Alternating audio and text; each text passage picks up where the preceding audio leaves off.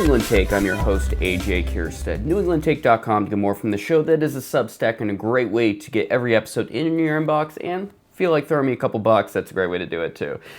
Big thank you to WKXL for picking up the program every Saturday morning at 8:30 a.m. on WKXL Concord and Manchester. Big thank you also to Concord TV and thegranitegrok.com for sharing every episode also. I'm excited this week to be joined by a guest from NetChoice. This is going to be Patrick Hedger, Director of Policy at NetChoice. He's an expert in antitrust policy, content moderation and free speech issues, data privacy, and economic policy. And today specifically, we're going to be chatting about artificial intelligence, the hot button issue, other than the Middle East blowing up again, but we've talked about that other times. We're going to talk about AI. Thanks so much for joining me today, Patrick. Oh, yeah. Thanks for having me. And, funny enough, in the Middle Eastern conflict, we saw data centers being targeted by Iranian drones. So, of course, those issues have now overlapped too. So, Yeah, and that kind of goes to show, like, the most basic misunderstanding that people have over data centers, in my opinion, like, AI is the thing that's getting all the headlines. The focus is it is a huge reason why we need more data centers is because of the huge amount of data processing that's required by artificial intelligence tools. But data centers are a whole hell of a lot more than that, and it's completely glossed over by this what's going on with whether it's Grok or Sam Altman or Claude or any of these other products, when there's a huge economic impact of these data centers far beyond that. yeah, absolutely. So, Amazon announced that they're celebrating the 20th anniversary of the opening of their first data center, which was opened in Northern Virginia. So, it's interesting that data centers have only become an issue over the last couple months. These have been being built basically at a clip of opening a new one every week for the last 20 years. And nobody's really noticed, apart from the fact that you now have cloud processing, you have more efficient devices, you're able to access all sorts of different apps and files remotely on your various devices. Anything from ordering an Uber to ordering a package on Amazon to taking a video of fireworks on the 4th of July, that all happens because of a data center. And without them, the modern economy that we have basically can't exist. And so forget AI. If you've got a problem with data centers, just delete everything off your phone. Yes, definitely, because I mean everything backs up. It's like you got your silly iPhone right here, your little black mirror there. Everything is syncing to the web or talking to some service, and it's almost impossible to function without it.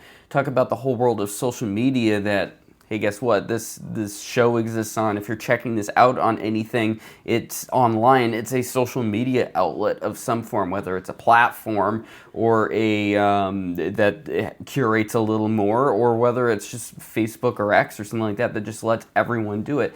The data is going somewhere, and they need to there's a lot of data processing in the background. And you talk about Amazon. I think that's like the prime example. Everyone thinks of Amazon as the place where I go buy cat food, when meanwhile AWS, Amazon Web Services, is one of the industry leaders when it comes to hosting of anything that lives on the internet. Yeah, absolutely. I mean, really, if you think about the world prior to data centers, every major enterprise, whether it was hospital or school or an office building or even individual offices themselves, you would see server racks in all of those places. So, it's important to think of in any sort of public policy question, but particularly data centers, compared to what? What's the alternative?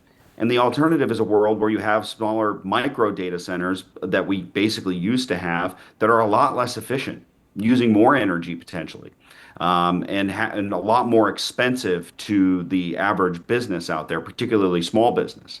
So data centers are, it's a fundamentally an economies of scale question. And data centers are able to do all of these things that we need in terms of data processing and storage at a far more efficient in a far more efficient way, because we're doing it at scale versus, again, everybody having their own small data center and costing them a lot more money. You're able to do it more efficiently and therefore more affordably.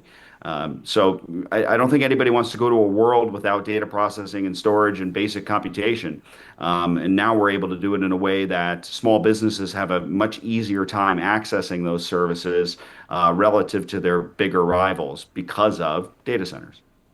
So let's stick on energy because that is one of the big sticking points when it comes to these conversations and arguments and shouting matches online, in which it's considerably more nuanced and straight up. There's a lot of misinformation that's put out there when it comes to the energy and water usage for these sort of facilities. Like I keep hearing over and over again, it uses this such and such amount of gallons of water per day, something like 5,000 gallons of water a day that for some reason just magically disappears and gets eaten by the data center, and I'm not entirely sure why.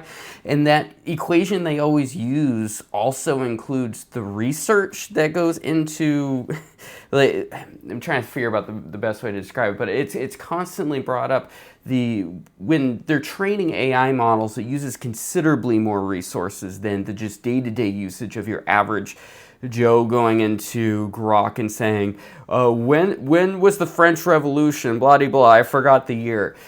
The research that these models need on the back end is what's using those huge data water and energy numbers, as opposed to more the general day to day. Once they're up and rolling and up to scale, that's what we really need to worry about. Yeah, and it's important to put the numbers in context. You hear these sort of big numbers like millions of gallons, and out of context, it sounds like a lot, but the largest data centers, the hyperscalers, right, the gigawatt facilities that do have a lot of those AI training chips, they're using about the equivalent of a 1 to 2 golf courses, depending on where the golf course is located. Obviously, a golf course in Arizona is going to use more water than one in Georgia. But so anywhere between 1 to 2 golf courses is what a data center is consuming. But the difference is nothing wrong with golf. I've got no problem with golf, but these data centers are actually providing everything that we rely on in modern life at this point. And they're also providing computer programs that allow us to use water more efficiently. AI systems are already being used in agriculture to use water more efficiently, use electricity more efficiently, discover new types of medicines and drug compounds with fewer side effects, discover new types of materials that will make industries more efficient, particularly the electrical generation industry. So there's a lot of really nice compounding effects of having AI systems and comparable resource usage to something that's really, really common. And in fact, there's a heck of a lot more golf courses than there are data centers. So the numbers are, they may sound big out of context, but in terms of the resource use and then the reward, they're really incredible.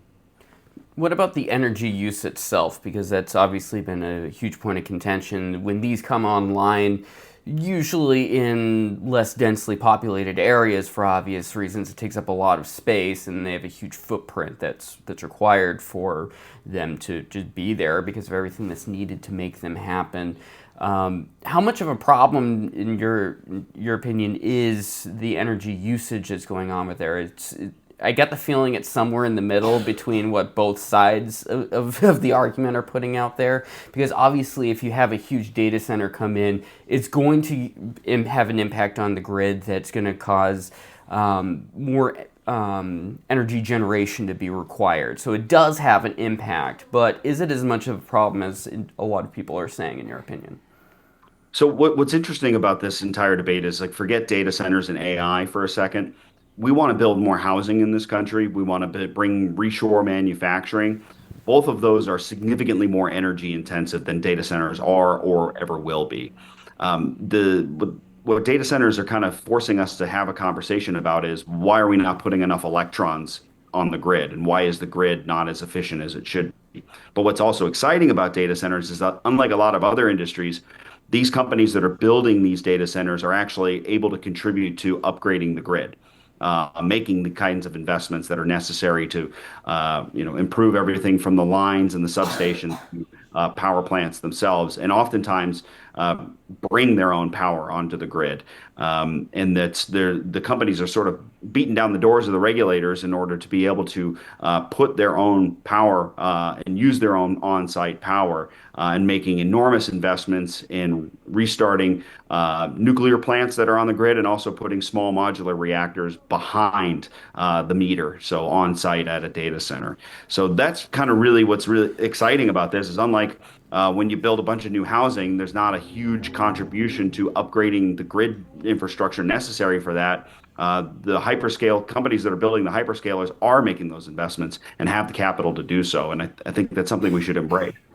Why the pushback against the regulatory side of it being there's been a lot of, especially in a lot of the discussions in Ohio and things like that, where lawmakers are wanting to have laws in the books that require data centers to, whether it's bring their own energy or have other things in the regulatory mix in order to make sure that they're not having an impact. Why the pushback from many on the right, in your opinion?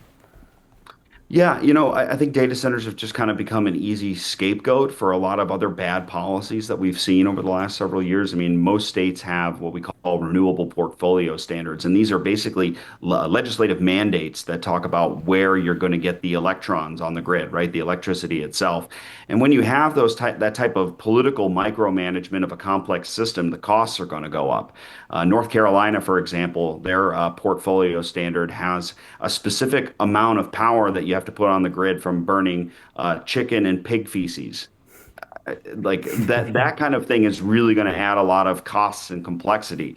And that the data centers are starting to become the scapegoat for that type of mismanagement, and also becoming a scapegoat for the fact that the grid itself is just old, and we haven't been keeping up with those investments. There's a lot of, I think, anxiety out there about AI, and I understand that. I think it's misplaced, but I understand it.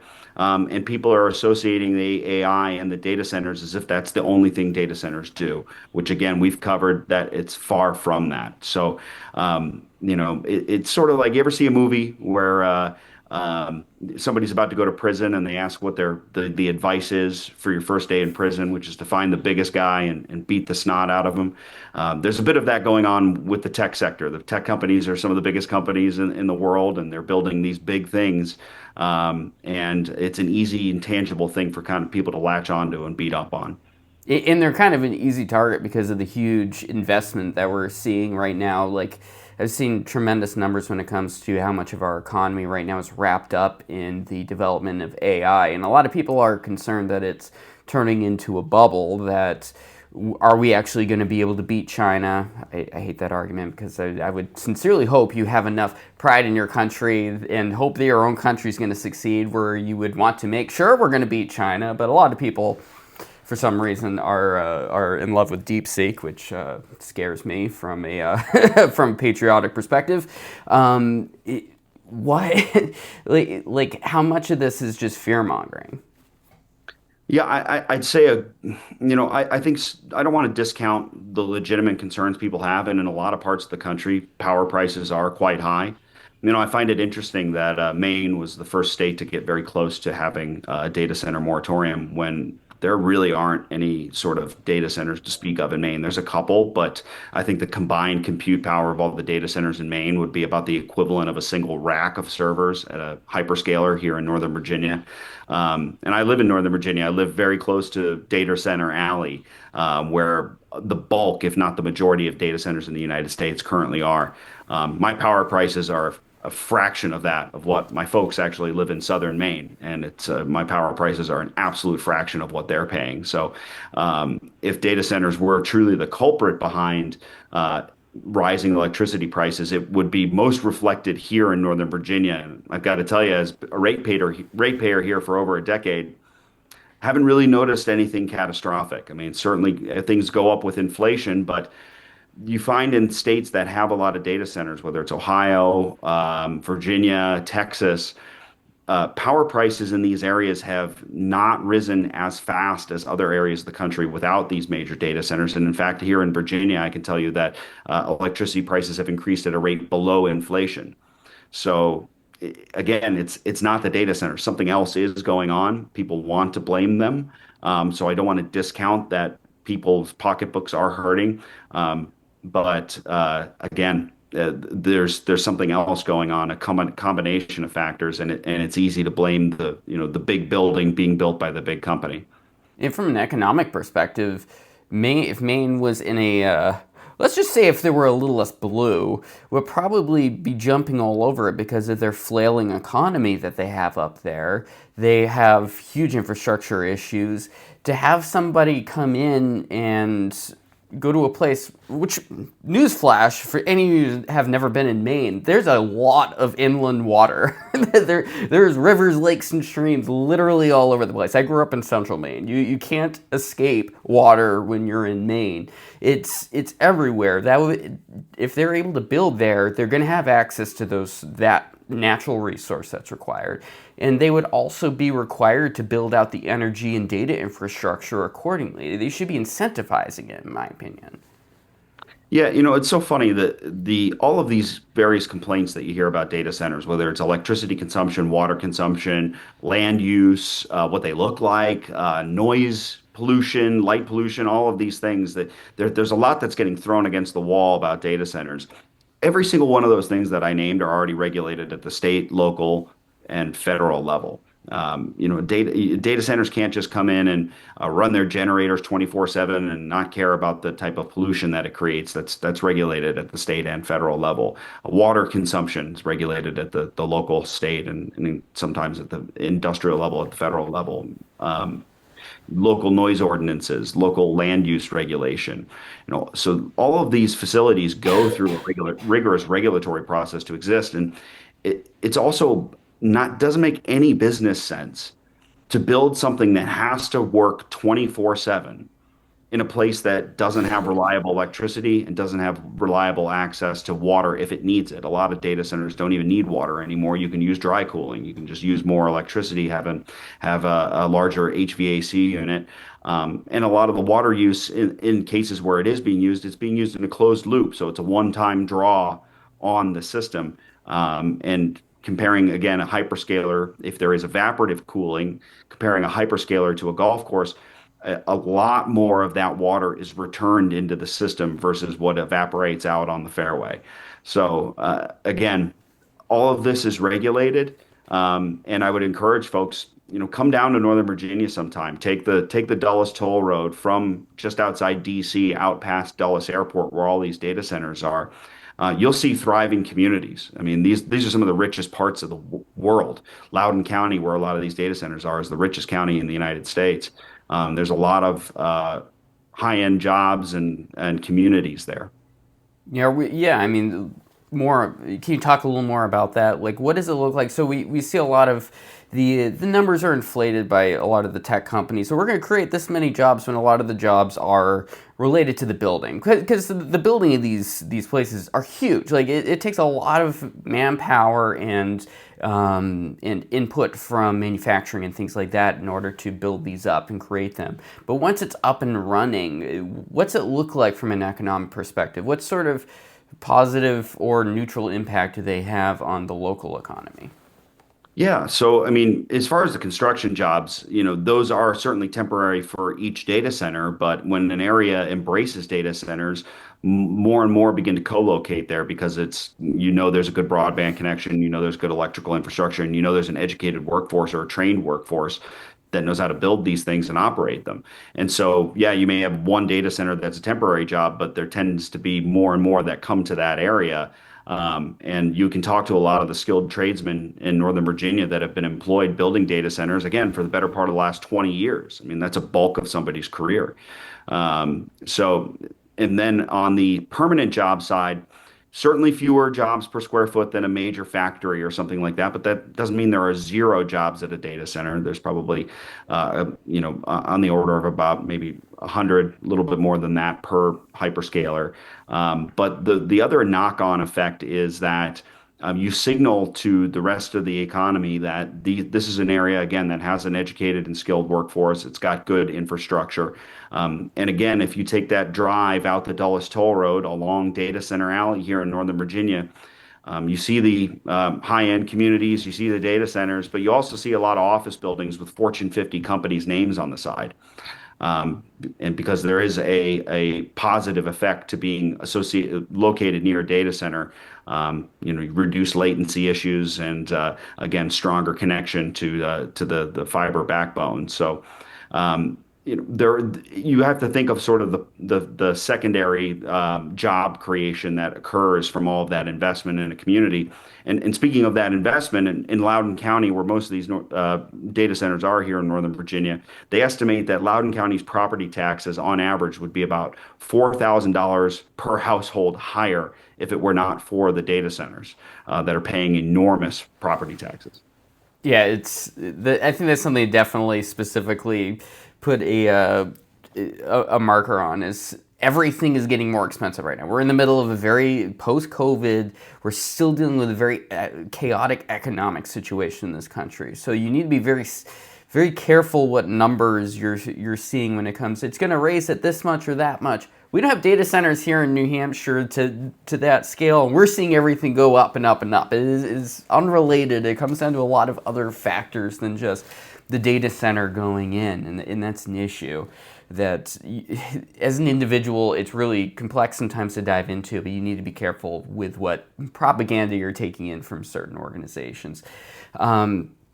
When as an antitrust attorney or an attorney that's discussed antitrust, how's the landscape of these AI companies looking to you, and how much do you feel like we have to fear that AI bubble that may or may not be a possibility? Well, I should clarify, I'm not an attorney. Oh, Just sorry. sometimes play one on TV, I but know the feeling. yeah, but when it comes to antitrust policy, I think AI really exposed a lot of the antitrust fears over the last decade or so as unfounded. I mean, we're in a position right now where the government is still pursuing a case against Google for monopolizing search, and but a lot of people are now using ChatGPT, which is a separate firm for their queries, or they're going to Anthropic, or they're going to other companies that are offering chatbots. Perplexity is another example that has sort of an AI focused search offering. So AI has really been a major disruptor. And it's introduced brand new competition. I mean, we're talking about the potential initial public offerings or IPOs of OpenAI, Anthropic, some of these other companies being in the potentially the trillions of dollars, and these are again pretty relatively new firms that are now competing with all of these companies that folks were accusing of being entrenched monopolies when they're seeing real strong competitive threats. And what makes the bubble talk, I think, entirely premature, if not totally unfounded, is that these investments that are being made in cash. A lot of what Google and Amazon are investing in terms of building out the infrastructure behind AI are coming from free cash flow and also cash that they had on hand. It's not a lot of speculative debt. So you can ask, repeatedly you'll hear Jamie Dimon, CEO of JP Morgan, will be out there saying, AI is here, it's real, it's not a bubble. And so, he knows a thing or two about the economy. Yeah, definitely. And large language models they're the new Google. Like we used to think about Google as the one way you get access to the internet, more or less. Is like you have your ISP and things like that, but Google was the way you access things. And now there's actually a diverse set of various products that are either direct web search or they are the tool that can do various things. If you're a graphic design, you're going in Canva or Adobe Express. If you're on, or any of the Adobe products for that matter, they all use have access to AI for doing various just basic things you would have had to hire just a basic, just use your Fiverr or something like that to do. All your social media platforms all have them for built-in search and to better find things that are going on. Like, this is not just ChatGPT becoming your online girlfriend. Like, there are very pragmatic, important business tools that are built into these products that people will just assume it's ChatGPT and I'm just texting along to the bots, when there's a lot of very essential things that are revolutionary. Yeah, and what's interesting is some of the figures that we're seeing in terms of business creation. So new business creation is at basically all-time highs right now. It spiked a lot after COVID as people were sort of looking for economic independence, things they could do, work from home and things like that. Those numbers have since accelerated since the advent of the chatbot as we know it, where so it's really reduced access or the cost of access to legal services, accounting services, and information that are necessary in order to get a business off the ground. So that's really exciting. That shows a dynamic economy, and when you have a lot of small business creation, that's really healthy for competition.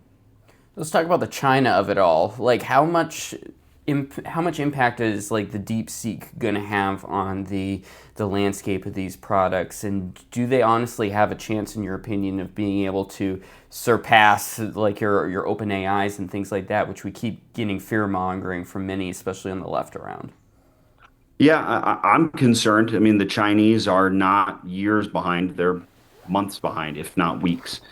So when you hear these proposals like, "Oh, we're just going to do a 1 year moratorium on data centers," or "We're going to do a pause on AI development," or "We're going to create an FTA for AI," and most folks that study public policy understand that what that means and how long and how expensive it is to get a new drug to market. If that happens, we're going to find ourselves behind the Chinese relatively quickly. We already are now in terms of drug discovery and development because of the regulatory structures that we have here. There's far more drug patents being created in China now than are in the United States. I don't want to see that happen for AI because AI in and of itself is going to be critical for new drug development. They're close behind. They also have a lot of open source models as well, which is going to allow folks to kind of circumnavigate regulatory barriers to a certain extent. And so I get concerned when folks start talking about instituting licensing regimes for AI or various requirements that would allow bureaucratization of the innovation process, right? No one's saying don't regulate this, don't regulate potential harms that are caused by this technology. What we're concerned about is essentially putting bureaucrats in the design and development process of the technology. And to sort of help make that make sense, forget AI, think of a hammer, right? What would you rather have? Would you rather have a rule that says you're not allowed to hit anybody with a hammer?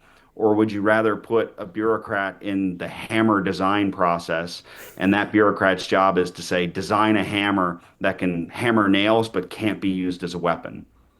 That doesn't make any sense, right? All technology can be misused. You want to regulate out that misuse, and against that misuse while still letting people compete and innovate in the design process. Yeah, we only got like a minute and a half left here, but I mean that's kind of my fear of letting the government take a 50% stake in any of these AI companies, as old Bernie Sanders is putting out there. Like that's terrifying. We can't trust them with that.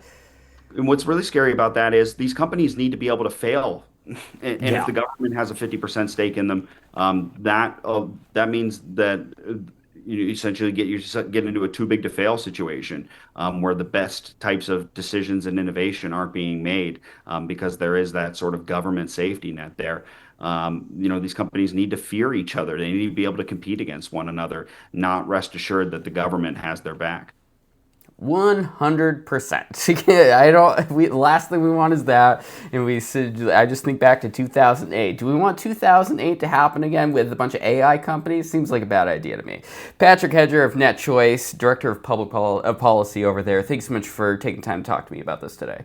No, happy to do it. Thanks. All right. Yeah, definitely. So be sure to check out NetChoice. They put out all sorts of different information and resources when it comes to free markets and the internet and things of that nature. So it's always great speaking to their people. This has been the New England Take. I'm your host, AJ Kierstead. NewEnglandTake.com. Join the Substack. Join the community over there. Big thank you to WKXL for picking up the program. Next up over there is Facing the Future. NHTalkRadio.com to get more from that awesome radio station. Big thank you to the GraniteGrok.com as well as Conquer TV for picking up the show. If you have opinions on any of this, email me, AJ at NewEnglandTake.com. Talk to you soon.